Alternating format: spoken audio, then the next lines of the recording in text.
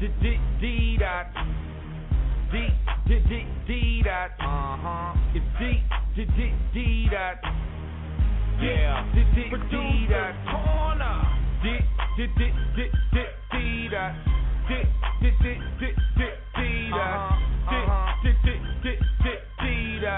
D dot. Producer corner.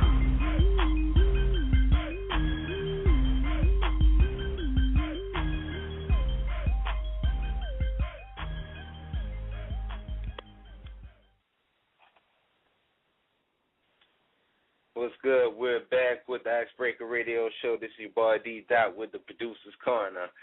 Tonight's guest is going to be Arlene Culpepper and Taylor B from the Heat magazine. But before we bring them on, I actually wanted to take a couple of minutes to kind of talk about some of the topics in the production business. One of the things we covered actually last night, I was on a conference call, and we were just talking about, producers investing more inside of in their careers rather than, putting their money in other places. A lot of guys these days complain about not making progress, but how much are you putting into yourself versus, buying stuff that you don't need? And, everybody got money. We all make money, but, you really got to think about that part of your life. And it kind of goes hand in hand. You're not going to make no progress. There's several different also train of thought you have to have when you doing this production and this rap thing.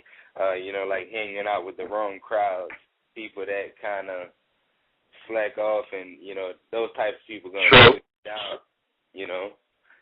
What do you think about that, Chose? Well, I'm gonna say this. You know what I'm saying? I'm not the most squeaky clean person. You know what I'm saying? When it comes to criminal background records and different things like that. I don't like to brag about it like it's a badge of honor or anything like that. But when you're a young male and you're not fully mature, you haven't got out on your own yet. I know a lot of us, in the music will lie and say, I never had a daddy, I come from the sticks. And so many times we find out that these guys are misleading people. They're telling people what they want to hear entertainment-wise. You cannot expect to sign a major deal with a record label and think that they're always going to stick around for you while you go serve a 9, 10-month or 2 or 3 or 4 or 5 year sentence. You know what I'm saying? It's a lot of money and dollars that are invested, in actually getting something jumping. Somebody got to pay for those flyers. They got to pay for those CDs. They got to buy that advertisement time. They got to pay those producers.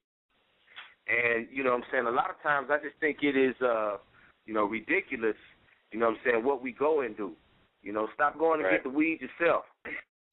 Right. That's my take on it. What about you, Ham? Yeah, I think the people just need to be more smarter, man, and realize what they're doing. Don't put themselves in awkward situations to where, like Charles just said, you be stuck in jail for making a marijuana run. So, I think you just got to invest your money, man, and be smart. Right, man. That's definitely the key to success. You're definitely gonna make it if you put your mind to it. Are our callers with us yet? Yeah, I'm here. Dave, it's Arlene. All right, what's good? Nothing much. How you guys doing? Man, welcome. We are. Welcome to the show. I just got to say it's an honor and a pleasure. And real quick, D-Dot, before you take the flow back from me, man, that magazine that you put together, that piece you did on D-Dot, man, that was very, very nice. I mean, I told everybody to go check that out. So I hope you had a ridiculous amount of traffic to it. But that was very well written and put. Yeah, we had a good amount of traffic to that one as well as the feature that we did on Boom. They both got a pretty good response. And, we like to do that. We love to focus on independent artists and grinders, and that's what we're really there for, because that's the heart of music in this day and age, is the people like you guys that work so hard to make something happen, and we just try to help y'all along with that. Yeah, definitely. See?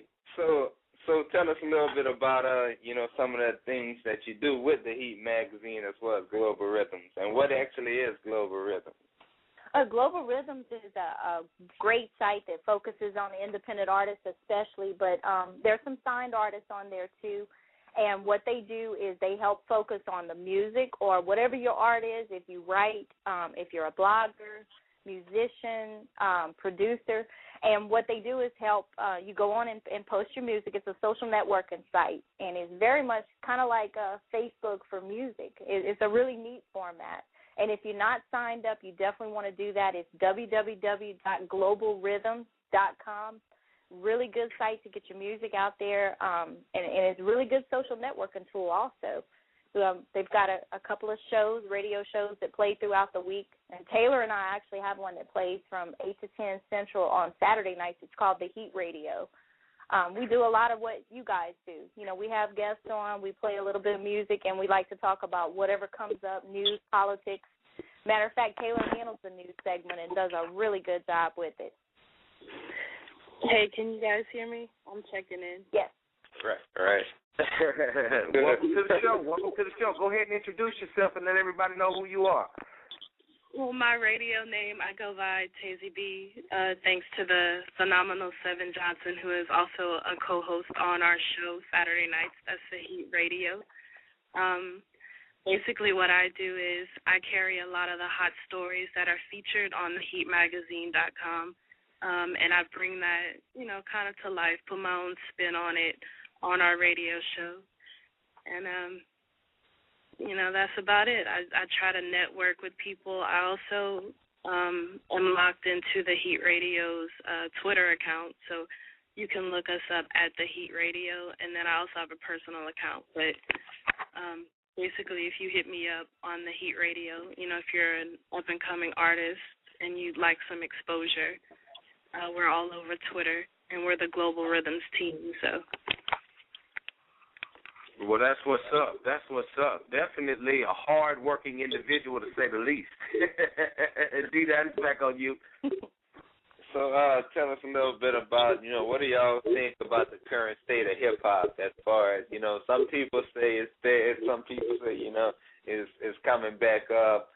I'm kind of in the middle. I think there's a lot of good talent out there, but, I still think there's some work to be done. What do y'all think? I think there's a lot of good unsigned talent out there, especially. There's a whole lot of talent out there, and I think more often than not, that's where the good talent's coming from. And I just, I don't think hip-hop's dead at all. I think it's maybe embarking on something a little bit different, but it's definitely not dead. I'd have to agree with that. And the unsigned talent, those I'd like to call them hidden gems. It's just a matter of, if you're tired of the same old radio airplay, you actually have to go out and find and support a lot of these up-and-coming musicians.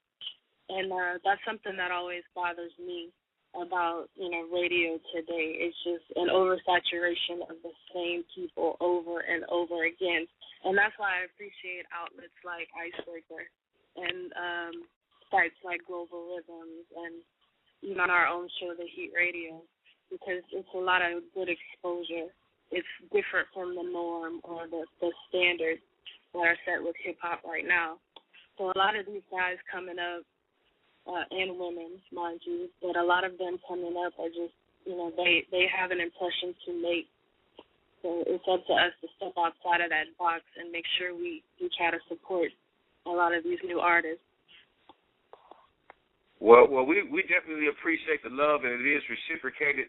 And I got to say, I agree with you. We definitely going to hop to the phone lines. They started lighting up when you said this, so we're going to take a caller here in 1 second for you ladies and let you get your question in. But, being that hip-hop isn't dead, and I just wanted to get this out real quick in response, what is it that you say that needs to be done differently by the artist to help change, how someone makes it into the mainstream, per se?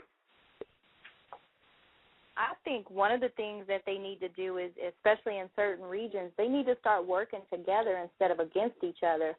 I see out there in Dallas, from what I see Dave posting, and from what Taylor said, everybody seems to work together pretty well, but there's certain other regions where you have a few artists that really try to, work with everybody, and for the most part, nobody else really wants to work with them. And I think, instead of being like crabs in a barrel, they all need to work together to promote whatever region they're coming from. Even if the music is totally different, that's still your people, and you still need to promote. Exactly. And to that respect, it's a movement really. Before you had the Cuddies and the Wiz Khalifas, it's with them. I've seen it as a movement. You didn't hear Black and Yellow and so forth and so on from these guys. They had a lot of stuff underground before you even heard about them. And really it's a movement, and like Arlene said, banding together. And I know radio is a lot of, there's a lot of corporate fodder behind that. And I think that our radio outlets, a lot of them do branch away from that mainstream, music. So if they could kind of come together and somehow provide a medium to showcase underground artists, I think that would be good for music overall. Well, let's go ahead and hop to the phone lines, D-Dot. And after this call, you got the floor. This is your segment, D-Dot's Producer's Corner. Caller, we bringing you on the air live, 99873. Go ahead with your comments or your questions. Hey, what's up? First of all, I want to say shout out to Icebreaker Radio, for bringing me on the air. I want to make a comment about the lady when she was saying get behind the movement or working together. I'm an artist. I'm from Dallas, Texas, and it seems like the industry, they tried to label Dallas as a dance city or a boogie city where we were known for dancing. And, that was the movement that they were trying to create. It was hard for a lot of people to get behind that movement if they didn't believe in that. And I wanted to ask her, in situations like that, should they get behind the movement just because that's what's been created, or should they not get behind it and try to create a different movement? No, I think you should get behind whatever you want to do. The bandwagon stuff really doesn't work if you're not into it, to me. And I'll tell you what city I was using as an example. I was really talking about New Orleans, because you've got so much talent coming out of that city, but they won't work together. And then you did see a lot of artists who broke away from the bounce movement that was going on. A lot of them now are doing their own thing. They're not going with the bounce music. They're doing their own stuff. And I think that that's probably what you need to do. You shouldn't get behind something you're really not into, and you should try to blaze your own path. And that's really good that some of the artists finally did that out there. Okay, cool. Thank you for that. Appreciate it. All right. Interesting. I want to kind of actually feed off of that, because you brought up a valid point. Like, for example, when Lil Wayne had Currency, he was doing one style of music, and Currency, when he broke out, he kind of went in a different direction than what Young Money is putting out right now. So I do agree. At the end of the day, everybody should get out their own ideas, their own, be true to themselves. The music will be a lot better if a lot of people done that. That's right. It's no point in compromising the integrity of the music that you're true to. That's gonna provide the most heartfelt work, is if you're truly in tune with that, and you're not just, as you would say, selling out just for the sake of, of getting your career going. Right. True. Yeah. And I got to say this. Ham, matter of fact, Ham, go ahead and get your word in, and then I'm going to say what I got to say. Yeah, I feel like it's good for artists, nowadays to work together, rather than, especially if they're not in the industry, to be beefing all the time. Because when you're beefing, you're bringing down each other. One of you putting down the other one's music, and it's just not good for the fans right now. Because the trend, I don't know if y'all noticed, beefing is played out, really. when you think about it. So I agree with the ladies on the line. I think everybody should pull and work together and, you know, try to all get this money together and so we can feed our families and our community. Well said. Well said. Thank you. Well, my interjection on it. You brought up New Orleans, and I got to say this. I got a lot of family down there in the city of Baton Rouge, and I know it's a big difference between Baton Rouge and New Orleans, but, you know, I'm 32, so I grew up in the era down there when Partners in Crime and Big Boy Records still had Fiend and Mystical, and UNLV was the biggest thing that Cash Money had going on. And I know we'll forget, you know what I'm saying, it just seemed like that in that region of the country that you couldn't pay somebody to listen to anything other than what was Louisiana music. And I want to ask you, what do you think the cause of that was? Would you say Katrina? You know, they've always been violent. You know, there's never been a time when I've said, wow, it's really, you know, not really, you know, dangerous in New Orleans if you're in the hood all the time. But you think it was No Limit falling apart, or, you know, maybe the breakup of the original Cash Money members, or what do you think contributed to this? I don't know. You know, we were talking about that on our show a couple weeks ago, all the old stuff, and we never really got this far into it. I think Katrina did do a lot to disperse the music as far as the type of music that they're putting out, you know, causing them to branch out. But as far as I don't know what the mentality is, because you always did have this mentality down there. In the late 80s, you had this mentality where, you know, it was like all these different sets. I can remember being in a club one time when they started playing Buck Jump Time, and a friend of mine told me to leave, and I didn't understand what that was until it was over with. And it's like it just always has been like this jealousy thing between certain sects, if you will. And I don't know what exactly caused it. Maybe Katrina did add to it some. I really don't know. I mean, you have any thoughts on it? I mean, I'll say this. You know, I think, you know, things kind of went, you know, took a turn for the downward when No Limit ended. I would single-handedly credit No Limit with changing the game the most as far as from an entrepreneurial standpoint, because the man basically took I'm Bout It, and, you know, Trying to Get a Meal Ticket is one of my favorite songs, but the mixing quality sucked. You know what I'm saying? He basically slapped the project together with some names, spent $2,500 on a movie, and it pushed him to the platinum spot, and there he goes signing up all the rappers. Now, me being in Baton Rouge, what I did see is that he came through and brought property and did everything else like that, but Baton Rouge is not the city for people with money, in my opinion. He packed up, he moved to Beverly Hills with his family.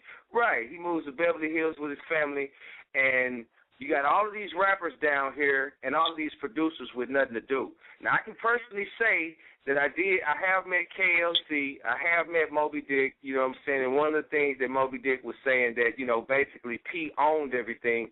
It wasn't that he stole from anyone, but, I mean, whoever publishes the music owns it. And so a lot of guys didn't get the money that they thought they did. Then you had the death of Soulja Slim. And I would say No Limit really just not being there sort of ended the mentality that, hey, I can blow up in about 5 minutes if I can just get a hold of Master P. Right, right. And there was a lot of that, a whole lot of that at one point. You know, I know when he had that store in Baton Rouge, people would go in that store looking for him, and he was hardly ever there, but they would go in Cortana Mall just to see if they could bump into him. Exactly. I don't know. Exactly. That's wild. So, what kind of shout outs do y'all have while y'all on here? Taylor, you want to go first? Yeah, I want to give a shout out to my RUE fam out there holding it down in Dallas, and hopefully I'll get to see you guys on that Skywalker tour coming up. That's gonna be hot. But shout out to my co-host, Miss AC360, as I call her, Arlene. Check her out and check us all out, actually, on theheatmag.com. Follow us on Twitter. I'm at The Heat Radio. You can check me out.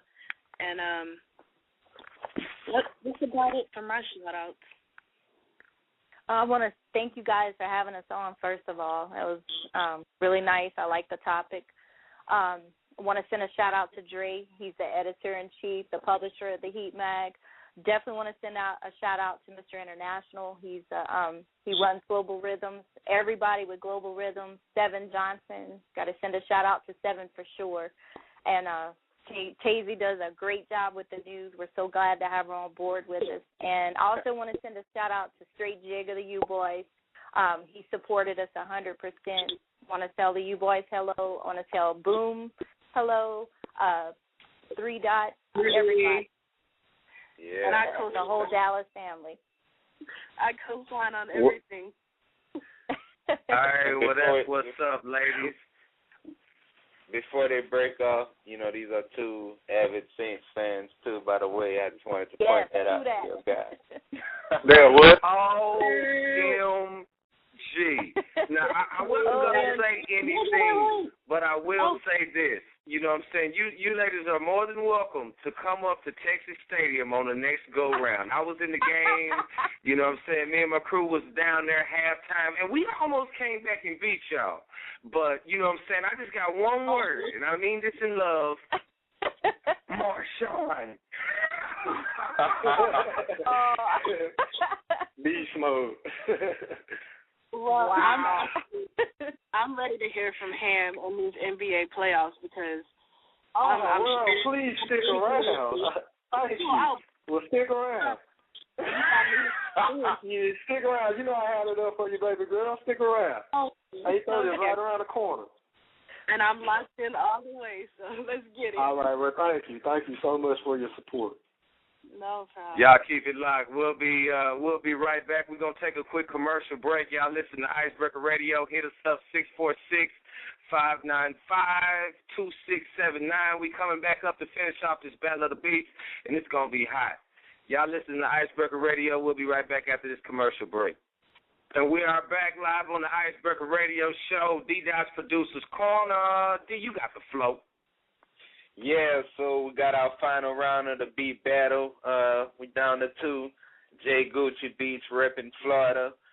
Then we got Rich E&T actually repping Louisiana, now in Houston. I think they got very, contrasting styles. This it's going to be as thick as it was last week. I think Gucci won by like 1, if I'm not mistaken. That's how close it was last week. Yeah. Wow. I knew it was going to be close, D-Dot. I just had a feeling that, you know what I'm saying, the listeners and the followers was going to have a tough time making up their mind. It's tough, man. It's tough on the Icebreaker Radio Show on D-Dot's Producers Corner. When you come to battle, you better come to battle. So I guess we'll go ahead and hop to Jay Gucci first. Go ahead, Ham. Jay Gucci, we got... Hello?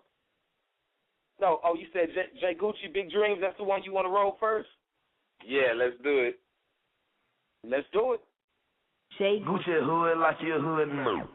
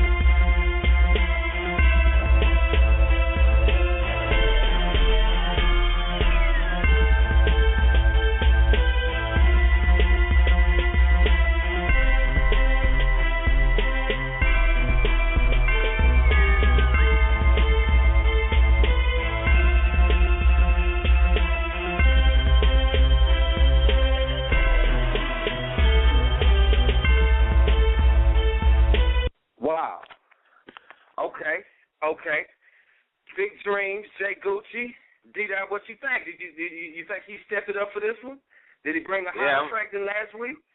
I'm liking that, man. I'm definitely liking that. I think he brought a banger. Rich bring that heat too. Rich was, he came through the last time. Let's see what he got for us this time. Let's see what he got for us this time. And this one here is what was the name of this one? Big Cool Dog? Breeze. No, this was Cool Breeze. All right.